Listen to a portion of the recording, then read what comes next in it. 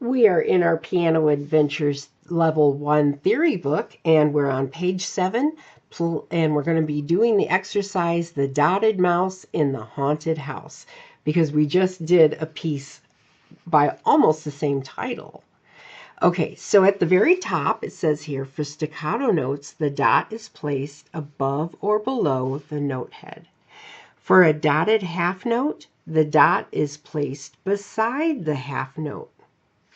So down here, we're going to circle each staccato note, and there are 10 of them, and then we're going to draw a triangle around each dotted half note, and there are 10 of those. Have fun with this one, and be careful. Pay attention to where the dot is, either on top or beside the note.